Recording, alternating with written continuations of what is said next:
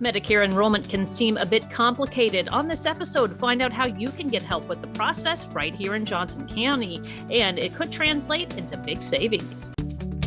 Whether you live in or just love Johnson County, Kansas, JoCo on the Go has everything Johnson County. Here's what's happening and what's coming up in the community you call home. Thanks for joining us for JoCo on the Go. I'm your host, Teresa Freed, a Johnson County resident and employee of Johnson County government. Medicare open enrollment just got underway on Friday, October 15th. That's also when the Johnson County Research and Extension Office opened its doors to help residents with Medicare enrollment. But it's not just helping residents get enrolled. The office is also helping people make informed decisions by providing plenty of education opportunities on Medicare. And here to talk more about that is Denise Dias, family and consumer science agent at K-State Research and Extension. Thanks for being here. Thank you for having me today, Teresa.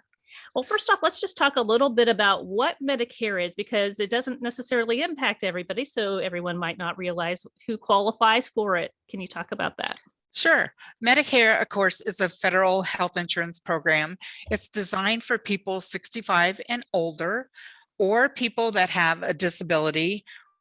And then the third option could be someone that has end-stage renal failure. So those groups of people can actually qualify for Medicare.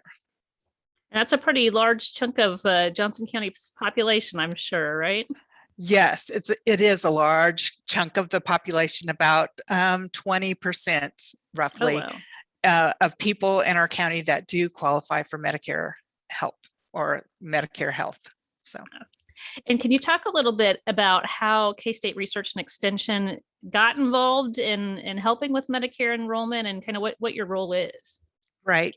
So the past few years, when I moved to Johnson County, I realized there wasn't a lot of education for older adults on this topic, and that many adults, older adults that were getting close to 65, or maybe they were ready to retire and leave the workforce, they just had a lot of questions about what were their options, what's going to save them the most money, what makes the most sense for what their healthcare needs currently are. So that was the reasoning behind starting a Medicare program here in Johnson County. So I'm actually affiliated with the area agency in Ottawa. They oversee our SHIC program here in Johnson County. SHIC stands for Senior Health Insurance Counseling for Kansas. All the SHIC volunteers that we do have in the county, we have about 20 now. That's something that I've helped to work on growing for our county as well. But all of the counselors, myself included, have been trained by the Kansas Department of Aging and Disability Services. We have to go through training with Medicare. And so there's, online training, there's in-person training, and that has to be maintained every year in order to keep up with all of the changes that Medicare does. So it's a constant moving target, is what I like to say. I've worked with Medicare, this area, for about 11 or 12 years now. And it's never been the same year twice, believe me. And so what kind of changes can people expect for this year? Right. So with open enrollment, a lot of people look at either their Advantage plan or their prescription drug coverage, Part D, as it's often called.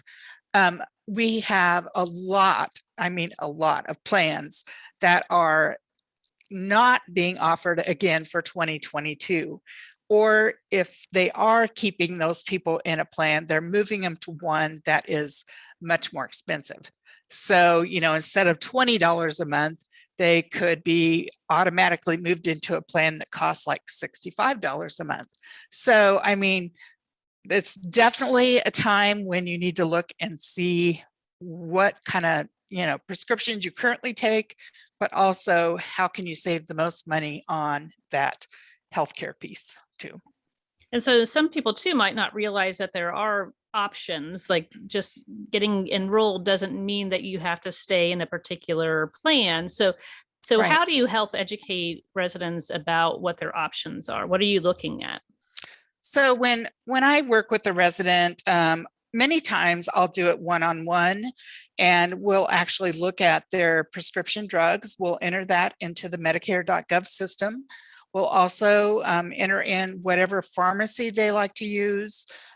We enter in, where they live by their zip code. And so what happens is the Medicare.gov system will populate options for them based on their drugs and where they live and where they like to shop. So that helps them to see, like, if they go to one store or one chain over another, what the pricing differences are, and can help them to make better decisions on their healthcare costs.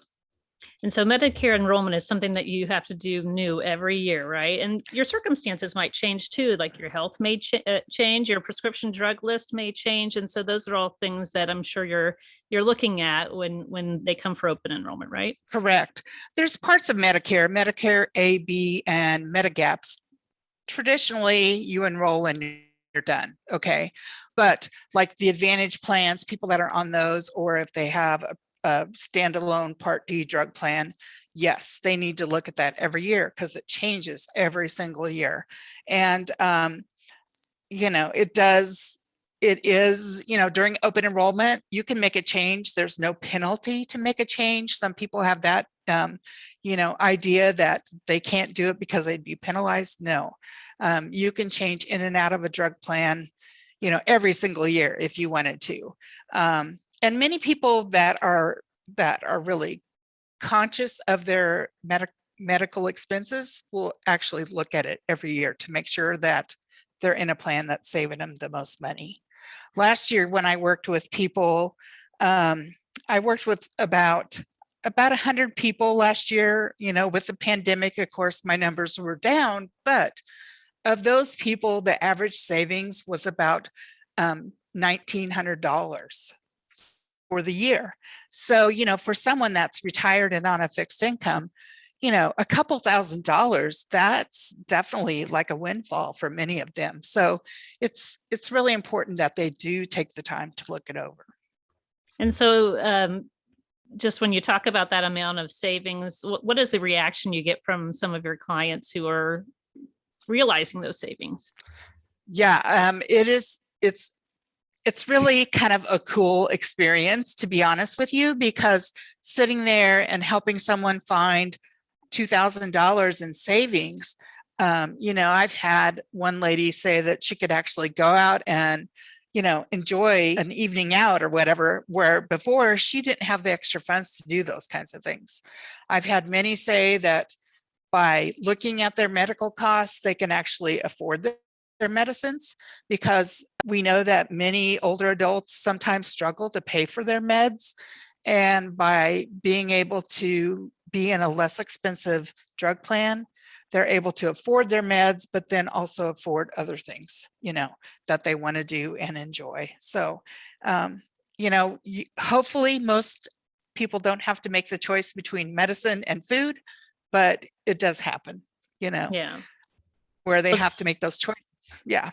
It's amazing that you guys are able to help people in such a huge way. And I think you've done a little bit of math, is that right, on sort of the total cost savings that your program has been able to achieve? Can you talk a little bit about that?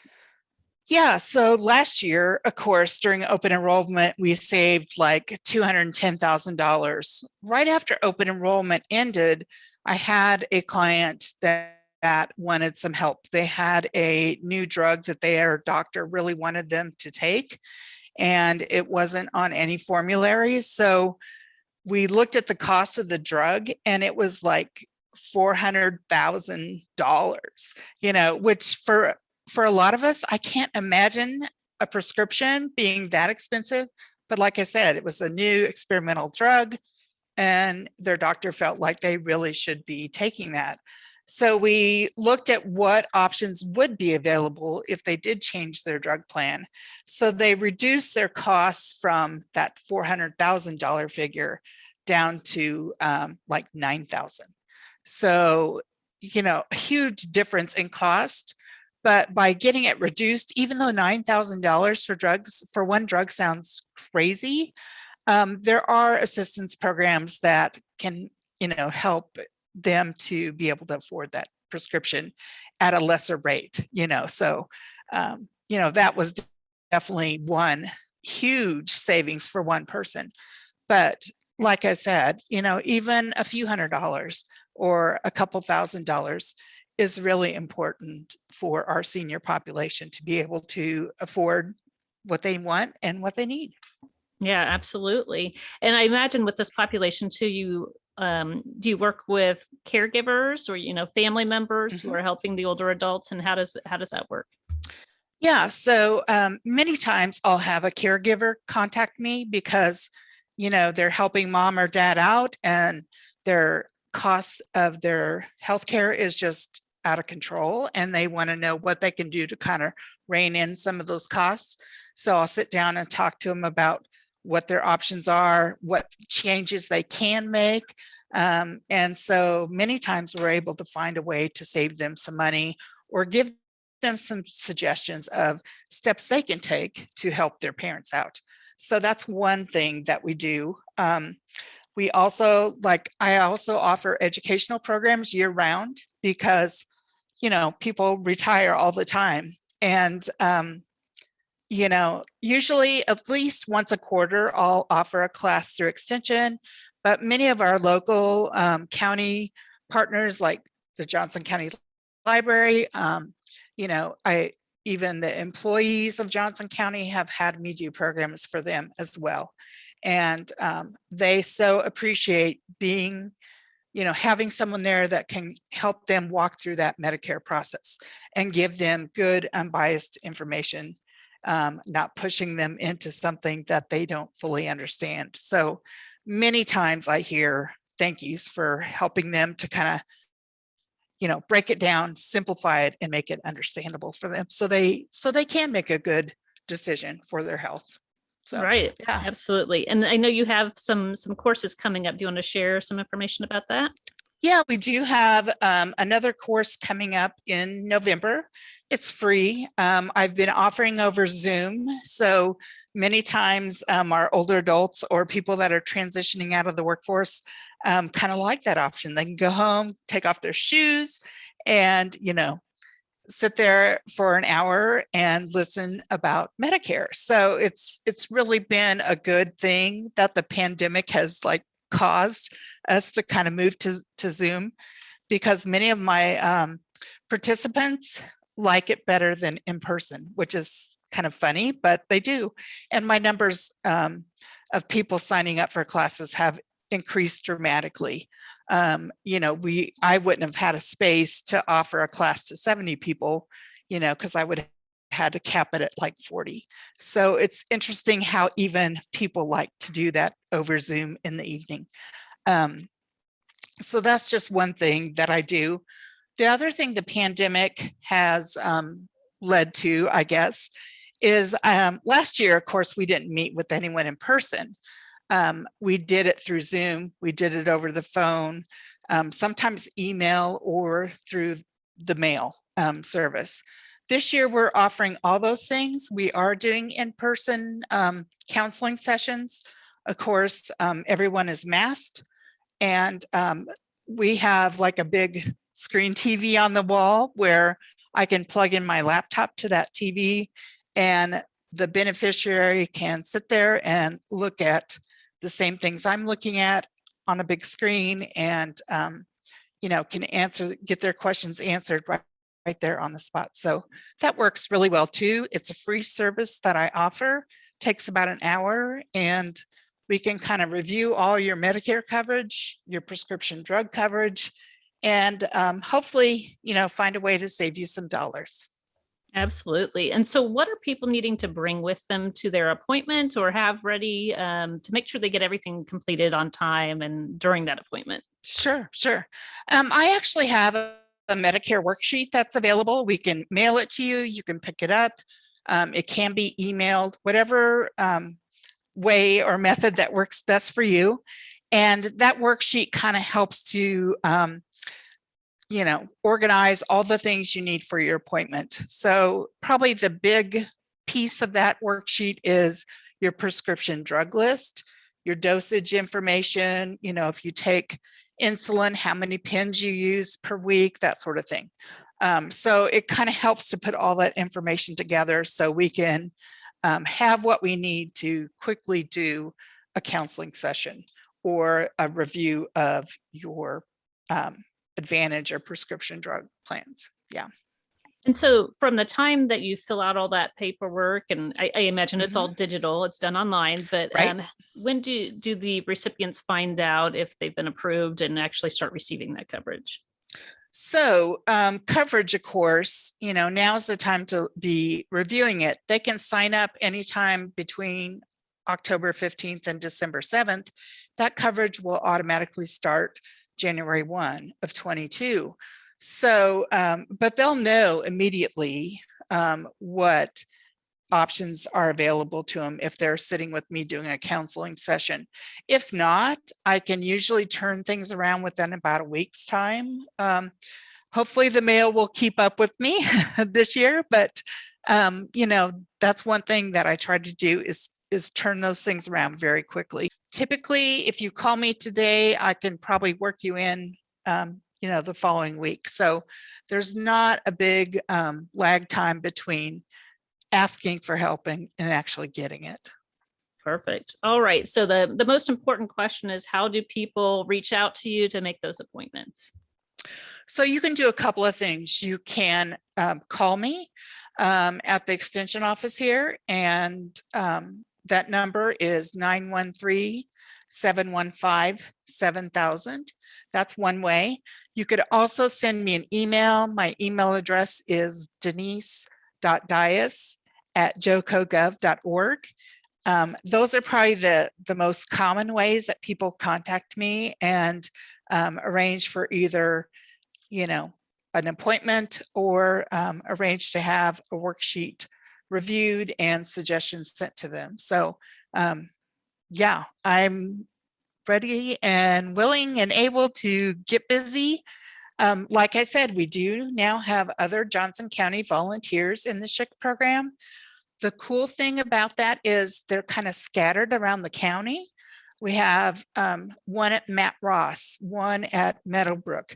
We have one at Church of the Resurrection. We have people at the Jewish Family Community Services. And of course, me in Olathe. There's a couple others in the Olathe area as well. So we've kind of got people scattered around, and can, if you can't travel, then hopefully there's somebody close by that we can hook you up with and help get you the help that you need. The other thing that I do as well is sometimes, like for independent living facilities, I'll go and actually go out to their facility and look at drug plans of the people in that facility and spend a day there helping them out. So I've done that too. So even if people are not able to get to me, I find a way to get to them to help them out. That's great. Wow. Okay. Well, I'm sure you're going to be quite busy over the next couple of months helping a lot of people, because when people hear how much money they can save, that's a pretty attractive reason to make an appointment, I bet. Definitely. All right. Well, thank you so much for all of the great information. And we'll, of course, include your phone number and that email address in the show notes of this episode. Thank you so much. All right. And thanks for listening. You just heard JoCo on the Go.